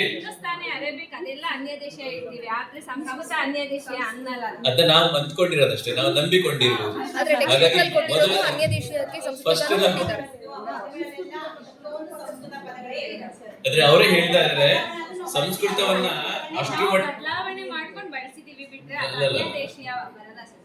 ಸಂಸ್ಕೃತ ಅನ್ಯ ದೇಶೀಯ ಫಸ್ಟ್ ಒಪ್ಕೋಬೇಕು ನಾವು, ಆಮೇಲೆ ಸ್ವೀಕಾರ ಮಾಡ್ಕೊಂಡಿದೀವಿ. ಹಂಗಾಗಿ ಅದು ನಮ್ದೇ ಅಂತ ಅನ್ನಿಸ್ತಾ ಇದೆ, ನಮ್ದೇ ಅಂತ ಅನ್ನಿಸ್ತಾ ಇದೆ ಅಷ್ಟೇ. ಬಿಟ್ರೆ ಕನ್ನಡ ಫಸ್ಟ್ ದೇಶೀಯ, ಹೊರಗಡೆಯಿಂದ ಯಾವ್ದು ಬಂದಿದೆಯೋ ಅನ್ಯ ದೇಶೀಯ. ಅದಕ್ಕೆ ನಾವೇನ್ ಮಾಡ್ಕೊಂಡಿದ್ವಿ, ತದ್ಭವ ಮಾಡ್ಕೊಂಡ್ವಿ ಅಷ್ಟೇ. ತತ್ಸಮ ಅಂತ ಹೇಳಿದ್ರೆ ಸಂಸ್ಕೃತದಲ್ಲಿರುವ ಪದವನ್ನ ನೇರವಾಗಿ ಬಳಕೆ ಮಾಡ್ಕೊಂಡ್ರೆ ಅದನ್ನ ಸಮ ಸಂಸ್ಕೃತ ಅಂತ ಕರಿತೀವಿ, ತತ್ಸಮ ಅಂತ ಕರಿತೀವಿ. ಆದ್ರೆ ಅದಕ್ಕೆ ಬದಲಾಗಿ ಸೃಷ್ಟಿ ಯಾಕೆ ಮಾಡಿದ್ವಿ ನಾವು ಅಂತ ಹೇಳಿದ್ರೆ, ತದ್ಭವ ಯಾಕೆ ಮಾಡ್ಕೊಂಡ್ವಿ ಅಂತ ಹೇಳಿದ್ರೆ ಕನ್ನಡದಲ್ಲಿ ಆ ಪದ ಇರ್ಲಿಲ್ಲ, ಅದಕ್ಕೆ ಕಾರ್ಯ ಅಂತ ಇತ್ತು, ಇದರಲ್ಲಿ ಕಜ್ಜ ಅಂತ ಮಾಡ್ಕೊಂಡು ಕಜ್ಜ ಕನ್ನಡ, ಕಾರ್ಯ ಹೊರಗಡೆಯಿಂದ ಬಂತು. ಅದನ್ನ ಅದ್ರ ಬದಲು ಹೊಸದ್ ಬಳಸಬೇಕು ಅಂತ ನಾವು ಮಾಡ್ಕೊಂಡಿದ್ವಿ. ಯಾಕಂದ್ರೆ ಅದು ದೇಶೀಯ ಅಂತ ಹೇಗಾಯ್ತು, ಅದು ಅಲ್ಲಿಂದ ಬಂದಿದ್ದನ್ನ ಬದಲಾವಣೆ ಮಾಡ್ಕೊಂಡ್ವಿ, ಕಜ್ಜ ಅಂತ ಮಾಡ್ಕೊಂಡ್ವಿ. ಯಾಕೆ ಮತ್ತೆ ಕಾರ್ಯ ಅಂತಾನೆ ಬಳಸ್ತೀವಲ್ಲ ಸರ್ ಅಂತ ಹೇಳಿದ್ರೆ ನಮ್ಮ ಹಣೆ ಬರ ಅದಷ್ಟೇ. ಈ ಪದ ಕಜ್ಜ ಅಂತ ಎಷ್ಟು ಜನ ಬಳಸಿದ್ದಾರೆ ಕವಿಗಳು? ನೀವು ಬೇಂದ್ರೆ, ಕೂತಿನ ಇವನ್ನೆಲ್ಲ ನೋಡಿದ್ರೆ ಕಜ್ಜ ಅಂತಾನೆ ಬಳಸ್ತಾರೆ, ಖುಷಿ ಪಡ್ತೀವಿ. ನೀವು ಶಬರಿ ನಾಟಕ ಮಾಡ್ತಾ ಇರುವಾಗ ಪರಿಕಿಸುವವ ಅಂತ ಬಳಸ್ತಾರೆ. ಅಂದ್ರೆ ದಿಟ್ಟಿ, ಮೊದಲ ದಿಟ್ಟಿಗೆ ನೀನು, ಬಳಿಕ ನಾನು, ದಿಟ್ಟಿ ಅಂತ ಬಳಸ್ತಾರೆ. ಇದರಲ್ಲಿ ಕನ್ನಡ ಪದ, ಅದು ದೃಷ್ಟಿ ಸಂಸ್ಕೃತ. ನಾನು ಹೇಳ್ತಿರೋದು ಆತರ ಅಲ್ಲ ಸರ್. ತತ್ಸಮ ತದ್ಭವ ಸಂಸ್ಕೃತದಿಂದ ಕನ್ನಡಕ್ಕೆ ಬಂದಾಗ ಸೇಮ್ ಬಳಸಿದ್ರೆ ತತ್ಸಮ, ಬದಲಾವಣೆ ಮಾಡಿ ಬಳಸಿದ್ರೆ ತದ್ಭವ. ಆ ಮೇಯ್ನೇ ಬೇರೆ. ಇನ್ನು ಅನ್ಯ ದೇಶೀಯ ಪದ ಅಂತ ಬಂದಾಗ ಹಿಂದೂಸ್ತಾನಿ, ಅರೇಬಿಕ್, ಈ ಭಾಷೆ ಪೋರ್ಚುಗೀಸ್ ಭಾಷೆಯಿಂದ ಬರುತ್ತೆ. ನಾವಲ್ಲಿ ಅನ್ಯ ದೇಶೀಯ ಪದ ಬರೀರಿ ಅಂದಾಗ ಅದು ಸಂಸ್ಕೃತ ಕೊಡಲ್ಲ. ತತ್ಸಮ ತದ್ಭವ ಬರೀರಿ ಅಂದಾಗ ಮಾತ್ರ ಸಂಸ್ಕೃತ ಕೊಡ್ತಾರೆ. ಅನ್ಯ ದೇಶೀಯ ಪದ ಸಿಕ್ಸ್ ಸ್ಟ್ಯಾಂಡರ್ಡ್ ಅಲ್ಲಿ ಇದೆ. ಸಿಕ್ಸ್ ಸ್ಟ್ಯಾಂಡರ್ಡ್ ಅಲ್ಲಿ ಸಂಸ್ಕೃತ ಅನ್ಯ ದೇಶೀಯ ಪದ ಅಂತ ಇದೆ. ಸಿಕ್ಸ್ ಸ್ಟ್ಯಾಂಡರ್ಡ್ ಇದೆ. ಮಲ್ಲಿಕಾರ್ಜುನ ಸರ್ ಹೇಳಿದ್ರಲ್ಲ ಸಂಸ್ಕೃತ ಭಾಷೆ ಅಂತ ಹೇಳಿದ್ರಲ್ಲ, ನಮ್ಮ ಭಾಷೆ ಅಂತ ಹೇಳಿ 10th ಅಲ್ಲಿ ಫಸ್ಟ್ ಚಾಪ್ಟರ್ ಇದೆ. ಅದರಲ್ಲಿ ಕನ್ನಡ ಭಾಷೆಯ ಜೊತೆಗೆ ಸಂಸ್ಕೃತ ಅಂತ ಬಂದಿದೆ. ಸಂಸ್ಕೃತ ಕನ್ನಡ ಭಾಷೆ ಜನ್ಯ ಆಗಿರ್ತಕ್ಕಂಥದ್ದು, ಹುಟ್ಟಿತ್ತು ಸಂಸ್ಕೃತದಿಂದಲೇ ಕನ್ನಡ ಭಾಷೆ ಹುಟ್ಟಿತ್ತು. ಅದಕ್ಕೆ ಸಂಸ್ಕೃತದ ಜನ್ಯ ಭಾಷೆ ಕನ್ನಡ ಭಾಷೆ ಅಂತ ನಾವು ಕರಿತಿದ್ವಿ. ಹಾಗಾಗಿ ಕನ್ನಡ ಮತ್ತು ಸಂಸ್ಕೃತ ಬಿಟ್ಟು ಉಳಿದಿರ್ತಕ್ಕಂಥ ಎಲ್ಲಾ ಭಾಷೆಗಳನ್ನ ನಾವು ಅನ್ಯ ದೇಶ ಪದಗಳು ಅಂತ ಬಳಸ್ಕೊಂಡಿದ್ದೀವಿ. ಹಾಗಾಗಿ ನಮ್ಮ ಭಾಷೆ ಪಾಠದಲ್ಲಿ ಇವೆಲ್ಲ ನಾವು ಗುರ್ಸ್ಕೊಂಡಿದ್ದೀವಿ. ಹಾಗಾಗಿ ಇದು ಸರಿ ಉತ್ತರ ಅಂತ ನನ್ನ ಅನಿಸಿಕೆ. Thank you. ಎಷ್ಟು ಟೈಮ್ ತಗೊಂಡು ಯಾರು ಫಸ್ಟ್ ಮುಗಿಸ್ತಾರೆ ನೋಡೋಣ. ಫಸ್ಟ್ ನೀವು ಶುರು ಮಾಡಿ. ಇದನ್ನ ಕರೆಕ್ಟ್ ಹೋಗೋದ್ ಬಿಟ್ಟು ಏನು ಸ್ಪೇಸ್ ಇಲ್ಲ, ಏನು ಇಲ್ಲ. ಯಾರು ಗಿಡ ಓದ್ತಾರೆ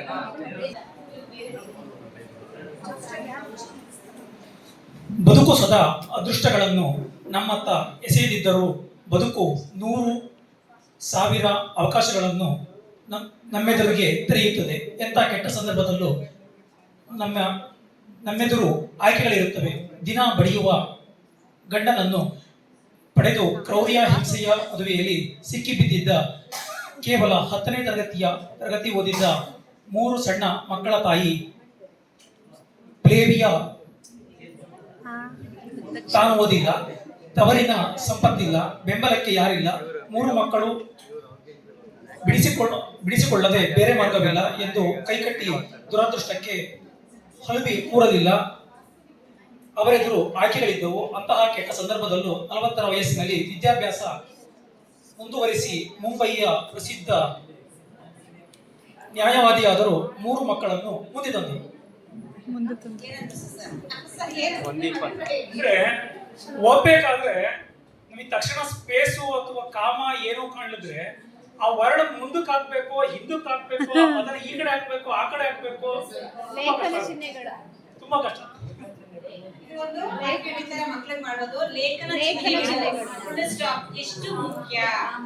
ಅದೇ ರೀತಿ ನಾವು ಮಾತಾಡ್ಬೇಕು. ಫಸ್ಟ್ ಕನ್ನಡ ಒಂದ್ ಏನ್ ಗೊತ್ತಾ, ಕನ್ನಡ ಭಾಷೆ ಯಾವಾಗ್ಲೂ ಒಂದೇ ತರ ನಾವು ಮಾತಾಡಕ್ಕಾಗಲ್ಲ. ಕ್ರಿಯಾಪದನೂ ಅಷ್ಟೇ, ಸಂದರ್ಭ ಸನ್ನಿವೇಶಕ್ಕೆ ಅನುಗುಣವಾಗಿ ನಾವು ಕ್ರಿಯಾಪದಗಳನ್ನ ಬಳಸ್ತೀವಿ. ಅದೇ ರೀತಿ ನಮ್ಮ ವಾಕ್ಯಗಳ ರಚನೆ ಕೂಡ ಆಗುತ್ತೆ. ಎಷ್ಟು ನಿಮಿಷ ಆಯ್ತು ನಮ್ಮದು? ಇವ್ರಿಗೂ ಸೇಮ್ ಟಾಪಿಕ್ ಕೊಡ್ತಾ ಇದೀನಿ. ಇವ್ರು ಎಷ್ಟು ನಿಮಿಷದಲ್ಲಿ ಮಾಡಿಸ್ತಾರೆ ನೋಡೋಣ. ಬದುಕಲು ಸದಾ ಅದೃಷ್ಟಗಳನ್ನು ನಮ್ಮತ್ತ ಎಸೆಯದಿದ್ದರೂ ಬದುಕು 100,000 ಅವಕಾಶಗಳನ್ನು ನಮ್ಮೆದುರು ತೆರೆಯುತ್ತದೆ.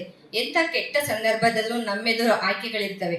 ದಿನ ಬಡಿಯುವ ಗಂಡನನ್ನು ಪಡೆದು ಕ್ರೌರ್ಯ ಹಿಂಸೆಯ ಮದುವೆಯಲ್ಲಿ ಸಿಕ್ಕಿಬಿದ್ದಿದ್ದ ಕೇವಲ 10ನೇ ತರಗತಿ ಓದಿದ್ದ 3 ಸಣ್ಣ ಮಕ್ಕಳ ತಾಯಿ ಫ್ಲೇವಿಯಾ, ತಾನು ಓದಿಲ್ಲ, ತವರಿನ ಸಂಪತ್ತಿಲ್ಲ, ಬೆಂಬಲಕ್ಕೆ ಯಾರಿಲ್ಲ, 3 ಮಕ್ಕಳು ಬಡಿಸಿಕೊಳ್ಳದೆ ಬೇರೆ ಮಾರ್ಗವಿಲ್ಲ ಎಂದು ಕೈಕಟ್ಟಿ ದುರದೃಷ್ಟಕ್ಕೆ ಹಲುಬಿ ಕೂರಲಿಲ್ಲ. ಅವರೆದುರು ಆಯ್ಕೆಗಳಿದ್ದವು. ಅಂತಹ ಕೆಟ್ಟ ಸಂದರ್ಭದಲ್ಲೂ 40ರ ವಯಸ್ಸಿನಲ್ಲಿ ವಿದ್ಯಾಭ್ಯಾಸ ಮುಂದುವರಿಸಿ ಮುಂಬಯಿಯ ಪ್ರಸಿದ್ಧ ನ್ಯಾಯವಾದಿಯಾದರು. 3 ಮಕ್ಕಳನ್ನು ಮುಂದೆ ತಂದರು. ಏನನ್ಸ್ತು? ಈಗ ಸರ್ ಸ್ವಲ್ಪ ಟೈಮ್ ಸೆಕೆಂಡ್ ಜಾಸ್ತಿ ತಗೊಂಡ್ರು, ಇವ್ರು ಸ್ವಲ್ಪ ಕಮ್ಮಿ ತಗೊಂಡ್ರು. ಏನನ್ಸ್ತು?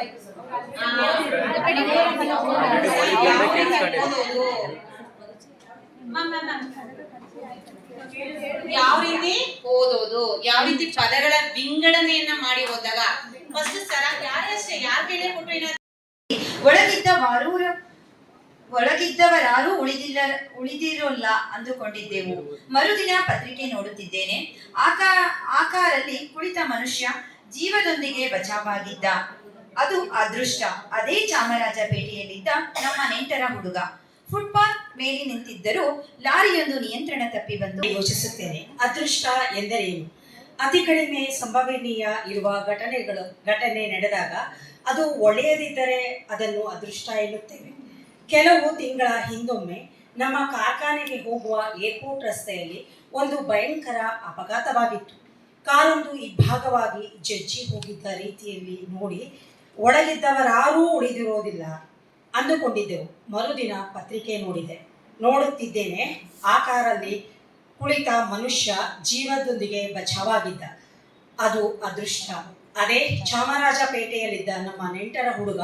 ಫುಟ್ಪಾತ್ ಮೇಲೆ ನಿಂತಿದ್ದವರು ಲಾರಿಯೊಂದು ನಿಯಂತ್ರಣ ತಪ್ಪಿ ಬಂದು ಹೊಡೆದು ಸ್ಥಳದಲ್ಲೇ ಮೃತನಾಗಿದ್ದ. ಅದು ದುರಾದೃಷ್ಟ.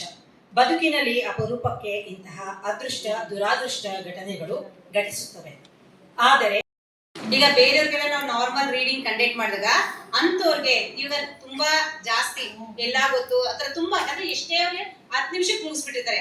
ಅಂತವ್ರಿಗೆ ಕ್ಲಾಸ್ ಅಲ್ಲಿ ಈ ತರದ ಮಧ್ಯದಲ್ಲಿ ಮಾಡೋದ್ರಿಂದ ಒಂದು ಒಳ್ಳೆ ರೀತಿಯಲ್ಲಿ ಅವ್ರಿಗೆ ಅಂದ್ರೆ ಏನು ಅಂದ್ರೆ ಯಾವುದೇ ರೀತಿಯಾದಂತಹ ಪಂಚುಯೇಷನ್ ಚಿಹ್ನೆಗಳಿಂದ ಅಥವಾ ಈ ತರದೆಲ್ಲ ಓದೋದನ್ನ ಬೇಗ ಅವ್ರಿಗೆ ಅರ್ಥ ಮಾಡಿಸೋದನ್ನ ಮಾಡಿಸ್ಬೋದು. ಇದು ಸಹ ಕೆಲವೇ ಪದ್ಯ ಮತ್ತೆ ಕೆಲವೇ ಪಾಠಗಳನ್ನ ಇಟ್ಟಿದ್ದಾರೆ. ಯಾಕಂದ್ರೆ ನಾನು 11th 12ಗೂ ಟೀಚ್ ಮಾಡ್ತಾ ಇರೋದ್ರಿಂದ ಈ ವಿಷಯ ನನಗೆ ಗೊತ್ತಿದೆ.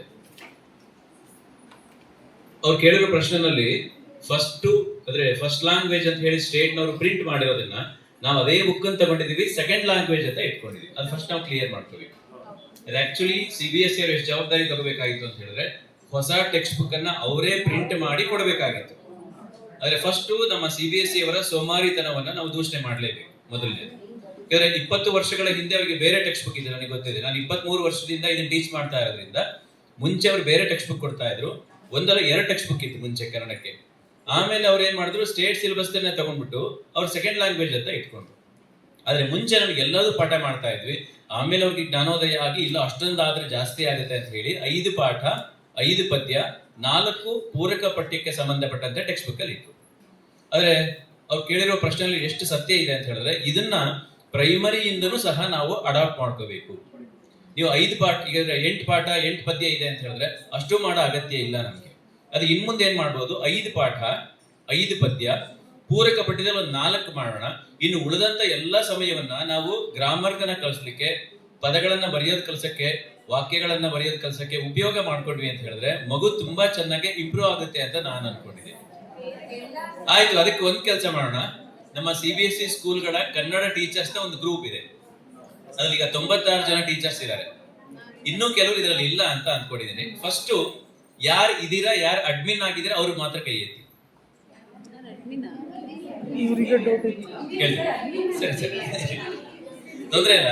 ಅಂದ್ರೆ ನಮ್ಮ CBSE ಸ್ಕೂಲ್ಗಳ ಕನ್ನಡ ಟೀಚರ್ಸ್ಗಳ ಒಂದು ಗ್ರೂಪ್ ಮಾಡಿದೀವಿ, ತುಂಬಾ ವರ್ಷಗಳಿಂದ ಇದೆ. ಅದು ಏನೇ ಪ್ರಶ್ನೆಗಳಿದ್ರು ಅದ್ರಲ್ಲಿ ಕೇಳ್ತಾರೆ. ನಾವು ಕ್ವಶನ್ ಪೇಪರ್ನು ಸ್ಯಾಂಪಲ್ ಕ್ವಶನ್ ಪೇಪರ್ ಕಳಿಸ್ತಾ ಇರ್ತೀವಿ. ಕೆಲವೆಲ್ಲ ಎಷ್ಟು ಸೀರಿಯಸ್ ಚರ್ಚೆ ಆಗಿದೆ ಅಂತ ಹೇಳಿದ್ರೆ, ತುಂಬಾ ಸೀರಿಯಸ್ ಆಗಿ ಯಾವ್ದೋ ಪದ ಅರ್ಥ ಆಗದೆ ಇದ್ರೆ ಅದನ್ನ ಗ್ರೂಪ್ ಅಲ್ಲಿ ಹಾಕ್ತಾರೆ, ಇದು ಸರಿನೋ ತಪ್ಪು ಅಂತ ಹೇಳಿದ್ರೆ, ನಾನ್ ಸರಿ ಅಂತ ಹೇಳಿದ್ರೆ ಇನ್ನೊಬ್ರು ಹೇಳ್ತಾರೆ ಇದು ತಪ್ಪು ಸರ್. ಅವಾಗ ಚರ್ಚೆ ಆಗುತ್ತೆ. ಅದು ಫೈನಲ್ ಏನಾದ್ರು ಆಗ್ಲಿ ಚರ್ಚೆ ಆಗೋದಿದೆಯಲ್ಲ, ಇದು ಬಹಳ ಮುಖ್ಯವಾದದ್ದು. ಹಾಗಾಗಿ ಯಾರ್ಯಾರು ಅಡ್ಮಿನ್ ಆಗಿದಿರೋ ಅವರು ನಿಮ್ಮ ಉಳಿದಂತ ಯಾರು ಫ್ರೆಂಡ್ಸ್ ಇದ್ರೆ ಅವ್ರನ್ನ ನಿಮ್ಮ ಗ್ರೂಪಿಗೆ ಆಡ್ ಮಾಡ್ಕೊಳ್ಳಿ. ಇಲ್ಲದೆ ಹೋದ್ರೆ ನಿಮ್ಮ ಹೆಸರು ನಂಬರು ನನಗಾದ್ರೂ ಕಳಿಸಿದ್ರೆ ನಾನಾದ್ರೂ ನಿಮ್ಮನ್ನ ಆ ಗ್ರೂಪಿಗೆ ಆಡ್ ಮಾಡ್ತಾ ಹೋಗ್ತೀನಿ. ಅದ್ರ ಜೊತೆಗೆ ಒಂದು PPT ಕಳಿಸ್ಕೊಡ್ತೀನಿ ನಾನು ನಿಮಗೆ. ಅದರಲ್ಲಿ ಕೆಲವು ಸರಳವಾಗಿ ಸುಲಭವಾಗಿ ಕಲಿಸುವಂತ ಕೆಲವು ವಿಧಾನಗಳೆಲ್ಲ ಇದೆ. ಅದು ನಿಮಗೆ ಹೆಚ್ಚು ಉಪಯೋಗ ಆಗ್ಬಹುದು ಅಂತ ಅನ್ಕೊಂಡಿದ್ದೀನಿ ಸರ್. ಅದಕ್ಕೇನೆ ಸಹ್ಯಾದ್ರಿ ಸಹೋದಯದ ವತಿಯಿಂದನೇ ನಾವೇ ಒಂದಷ್ಟು ಜನ ಟೀಚರ್ಸ್, ಒಂದಷ್ಟು ಜನ ಸಮಾನ ಮನಸ್ಕರು ಕೂತ್ಕೊಳ್ಳೋಣ. ಈಗ 3rd ಸ್ಟ್ಯಾಂಡರ್ಡ್ಗೆ ಇಷ್ಟು ಪದ್ಯ ಪಾಠ ಇದೆ ಸರ್, ಯಾವ್ದು ತೆಗಿಬಹುದು ಯಾವ್ದು ಇಡ್ಬೋದು. ಆದ್ರೆ ಮಗುಗೆ ಯಾವ್ದೋ ಒಂದು ವಿಷಯ ಕಲಿಯೋದು ತಪ್ಪಿತು ಅಂತ ಅನ್ನಿಸ್ಬಾರ್ದು. ಒಂದೇ ತರದ 2 ಕತೆ ಇದ್ರೆ ಯಾವ್ದೋ ಒಂದು ತೆಗ್ಬಿಡೋಣ. ಯಾಕಂದ್ರೆ ಅದಕ್ಕೆ ತುಂಬಾ ಅನಾಹುತ ಏನಾಗಲ್ಲ. ಯಾಕಂದ್ರೆ 10th ಅಲ್ಲಿ 9th ಅಲ್ಲಿ ಇದನ್ನ ಫಾಲೋ ಮಾಡ್ತಾರೆ ಅಂದ್ರೆ ನಾವ್ ಯಾಕೆ ಮಾಡಬಾರ್ದು. ಅದಕ್ಕೆ ಸಹ್ಯಾದ್ರಿ ಸಹೋದಯದ ವತಿಯಿಂದನೇ ಕೆಲವು ಸಮಾನ ಮನಸ್ಕರು ಸೇರ್ಕೊಂಡು ನಾವೇ ಡಿಸೈಡ್ ಮಾಡಿ ಇದರ ಹೆಡ್ ಅಂತ ಯಾರು ಇರ್ತಾರೆ ಅವ್ರಿಗೊಂದು ರೆಕಮೆಂಡ್ ಮಾಡೋಣ. ಸರ್ ಈಗ ಮಾಡೋಣ, ಈ ವರ್ಷ ಅಲ್ಲದೆ ಹೋದ್ರು ಕೊನೆ ಪಕ್ಷ ನೆಕ್ಸ್ಟ್ ಇಯರ್ ಇಂದ ಆದ್ರೆ ಅಷ್ಟೊಂದು ನೋಟ್ಸ್ ಬರೆಯೋದು ತಪ್ಪುತ್ತೆ ಮಗುಗೆ, ಅಷ್ಟೊಂದು ಕರೆಕ್ಷನ್ ಮಾಡೋದು ತಪ್ಪುತ್ತೆ. ಅಂದ್ರೆ ಹೊಸ ವಿಷಯ ಕಲಿಸ್ಬೋದು ಅಂತ ಹೇಳ್ತಾ ಇರೋದು.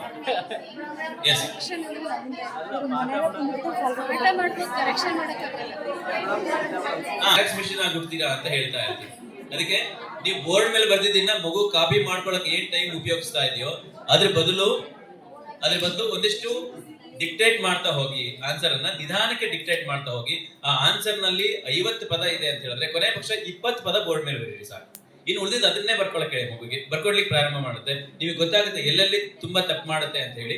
ಇದನ್ನ ಹೊಸ ಮೆಥಡ್ ಅನ್ನ ಒಂದು ಅಡಾಪ್ಟ್ ಮಾಡ್ಕೋಬಹುದು. ಎರಡನೇದಾಗಿ ಒಂದಷ್ಟು ಜನ ಕುತ್ಕೊಳ್ಳೋಣ, ಚರ್ಚೆ ಮಾಡೋಣ. ಯಾಕಂದ್ರೆ CBSE ಬೋರ್ಡ್ ಇಂದ ಅಂದ್ಕೊಳ್ಳಿ ಅದನ್ನ ಆಕಾಶದಿಂದ ಇಳಿದು ಬಂದಿಲ್ಲ, ನಾವು ನೀವು ಸೇರೆ ಮಾಡ್ಕೊಂಡಿರುವಂತಹದ್ದು. ಅದೊಂದು ವ್ಯವಸ್ಥೆ ಅಷ್ಟೇ. ಹಾಗಾಗಿ ಅವರೇ ಇಷ್ಟೆಲ್ಲ ಕಡಿಮೆ ಪಾಠ ಕಡಿಮೆ ಪದ್ಯ ಇಟ್ಟಾಗ ಉಳಿದ ತರಗತಿಗೆ ಇದು ಈಗಲೂ ಸೆಕೆಂಡ್ ಲ್ಯಾಂಗ್ವೇಜ್ ಕನ್ನಡ ನೆನ್ಪಿಟ್ಕೊಂಡಿವಿ.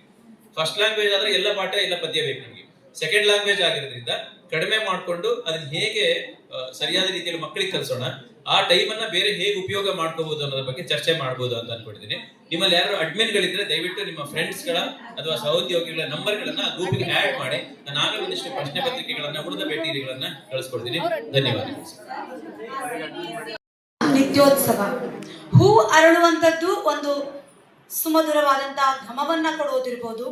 ಹೂ ಅರಳುವಂಥದ್ದು ಒಂದು ಹೊಸ ಚೈತನ್ಯವನ್ನ ಮೂಡಿಸುತ್ತೆ. ಸೂರ್ಯ ಉದಯ ಆಗೋದು ಅಷ್ಟೇ ಒಂದು ಹೊಸ ಚೈತನ್ಯವನ್ನ ಮೂಡಿಸುತ್ತೆ. ಹಾಗಿದ್ರೆ ನಮ್ಮ ವೈಯಕ್ತಿಕ ಜೀವನವನ್ನ ಹೊರತುಪಡಿಸಿ ನಾವು ಒಬ್ಬ ಕನ್ನಡ ಶಿಕ್ಷಕರಾಗಿ ಅಥವಾ ಭಾಷಾ ಶಿಕ್ಷಕರಾಗಿ ನಮಗೆ ನಮ್ಮ ಭಾಷೆಯ ಮೇಲೆ ಎಷ್ಟು ಅಭಿಮಾನ ಮತ್ತೆ ಆಸಕ್ತಿ ಅದೆಲ್ಲ ಹೊಂದಿರುತ್ತೋ ಅದರ ಮೇಲೆ ನಾವು ಮತ್ತೊಬ್ಬರಿಗೆ ಕಲಿಕೆಯಲ್ಲಿ ಪಾಲ್ಗೊಳ್ಳೋದಕ್ಕೆ ಅಡ್ವೈಸ್ ಮಾಡ್ತೇವೆ. ಅದು 1ನೇ ಪಾಯಿಂಟ್. ಇನ್ನೊಂದು, ಇಲ್ಲಿ ಸ್ಟೇಜ್ ಮೇಲೆ ನಿಲ್ಲುವಾಗ ನಮಗೆ ಅನಿಸಿದ್ದನ್ನ ನಾವು ಮಾತನಾಡ್ಬೋದು, ಆದರೆ ಯಾರ ಮುಂದೆ ಮಾತಾಡ್ತಾ ಇದ್ದೇವೆ ಅನ್ನೋಂಥದ್ದು ಬಹಳ ಮುಖ್ಯ ಆಗತ್ತೆ. ಇಲ್ಲಿ ಹೇಗಿದೆ ಅಂದ್ರೆ, ಒಂದು ಲೈಬ್ರರಿಗೆ ಹೋದ್ರೆ ಸುಮಾರು ಪುಸ್ತಕಗಳಿರ್ತವೆ. ಎಲ್ಲಾ ಪುಸ್ತಕಗಳು ಎದ್ದು ಬಂದು ನಾನು ಈ ತರ ಇದ್ದೀನಿ ಅಂತ ತೋರಿಸೋಲ್ಲ. ಲೈಬ್ರರಿಗೆ ನಾವೇ ಹೋಗಿ ಪುಸ್ತಕವನ್ನ ಆಯ್ಕೆ ಮಾಡಿ ಮಾತನಾಡಬೇಕು ಅಥವಾ ಓದಬೇಕು, ಅದರಲ್ಲಿ ಏನಿದೆ ಅಂತ ತಿಳ್ಕೋಬೇಕು.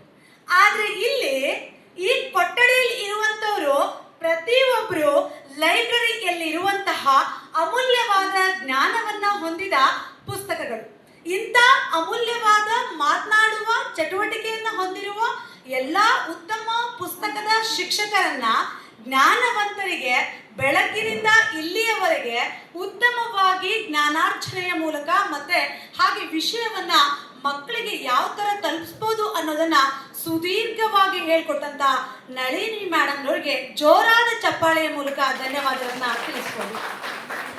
ಹಾಗೆ ಇಲ್ಲಿ ಅದೇ ಹೇಳ್ತಲ್ಲ ಗ್ರಂಥಾಲಯದ ಪುಸ್ತಕ ಅಂತ, ಅದೇ ತರ ಸರ್ ಕೂಡ ಕೆಲವೊಂದು ವಿಚಾರ, ಯಾಕಂದ್ರೆ ಇಲ್ಲಿ ನಾವು ತಿಳ್ಕೊಳ್ಳೋದಕ್ಕೆ ಬಂದಿರೋಂಥದ್ದು ಕೆಲವೊಂದು ಅರ್ಕಾವತ್ತು. ನಾನೀಗ 10ನೇ ವರ್ಷ ರನ್ನಿಂಗ್ ಅಲ್ಲಿ ಟೀಚ್ ಮಾಡ್ತಾ ಇರೋದು ಕನ್ನಡನ್ನೇ, ಆದ್ರೂ ಸಹಿತ ಇವತ್ತಿಗೂ ಅರ್ಕಾವತ್ತು ಎಲ್ಲಿ ಬಳಸ್ಬೇಕು, ಯಾಕೆ ಬಳಸ್ಬೇಕು, ವಾದ ಮಾಡಕ್ ಶಕ್ತಿ ಇಲ್ಲ ನಮ್ಮ ಹತ್ರ. ಯಾಕೆ ಅರ್ಕಾವತ್ತು ಬಿಟ್ಟು ಬರಿಬೋದಲ್ಲ. ಇಂಥ ಕಾರ್ಯಾಗಾರಕ್ಕೆ ಬಂದಾಗ ನಮಗೆ ನಮ್ಮ ಬೋಧನೆಯ ವಿಷಯ ಜೊತೆಗೆ ಎನರ್ಜಿ ಬೂಸ್ಟ್ ಆಗ್ತಾ ಹೋಗುತ್ತೆ. ಯಾಕೆ ಕಾರ್ಯಾಗಾರಕ್ಕೆ ಬರಬೇಕು ಅಂದರೆ ನಮ್ಮ ಕಲಿಕೆಯ ಮಟ್ಟವನ್ನು ನಾವು ಒಂದಿಷ್ಟು ಪರೀಕ್ಷೆಗೆ ಒಳಪಡಿಸೋದಕ್ಕಾಗಿ ಕಾರ್ಯಾಗಾರಕ್ಕೆ ಬರಬೇಕಾಗತ್ತೆ. ಅಂತ ಒಂದು ಕಾರ್ಯಾಗಾರದಲ್ಲಿ ಉತ್ತಮ ವಿಚಾರವನ್ನು ಹೇಳಿಕೊಟ್ಟ ಸರ್ಗೂ ಸಹ ಜೋರಾದ ಚಪ್ಪಾಳೆ ಮೂಲಕ ಧನ್ಯವಾದಗಳನ್ನು ತಿಳಿಸೋಣ. ಹಾಗೆ ಬೆಳಗ್ಗೆಯಿಂದ ಇಲ್ಲಿವರೆಗೂ ಏನಾಯ್ತು ಅಂತ ಎಲ್ಲರೂ ಅನುಭವಗಳನ್ನ ಹೇಳ್ಕೊಂಡಿದ್ದಾರೆ. ಈ ಎಲ್ಲ ಅನುಭವಗಳಿಗೆ ಹೊಸ ಮುಖಗಳ ಪರಿಚಯವನ್ನ ಮಾಡಿಕೊಟ್ಟು ಉತ್ತಮ ಆಹಾರದ ವ್ಯವಸ್ಥೆಯನ್ನ ಮಾಡಿಕೊಟ್ಟು ಉತ್ತಮ ಎಲ್ಲರ ಸೌಖ್ಯಗಳನ್ನ ವಿಚಾರಿಸಿದಂತಹ ಅಕ್ಷರ ಅಕಾಡೆಮಿಗೆ ಹಾಗೆ ಇಲ್ಲಿರುವಂತಹ ಎಲ್ಲ ಟೀಮ್ ಅವರಿಗೆ ಜೋರಾದ ಚಪ್ಪಾಳೆಯ ಮೂಲಕ ಧನ್ಯವಾದಗಳನ್ನ ತಿಳಿಸೋಣ. ಈ ಒಂದು ವೇದಿಕೆ ಮೇಲೆ ನಿಲ್ಲೋದಕ್ಕೆ ಅವಕಾಶ ಮಾಡಿಕೊಟ್ಟಂತಹ ನಮ್ಮ ಶ್ರೀಧರ್ ಇಂಟರ್ನ್ಯಾಷನಲ್ ಸ್ಕೂಲ್ನ ನಮ್ಮ ಪ್ರಾಂಶುಪಾಲರಿಗೆ ಹಾಗೆ ಎಲ್ಲ ಸಿಬ್ಬಂದಿ ವರ್ಗದವರಿಗೆ ಈ ಮೂಲಕ ಧನ್ಯವಾದಗಳನ್ನ ತಿಳಿಸ್ತಾ ನನ್ನ ಮಾತಿಗೆ ವಿರಾಮವನ್ನ ನೀಡ್ತಾ ಇದ್ದೇನೆ.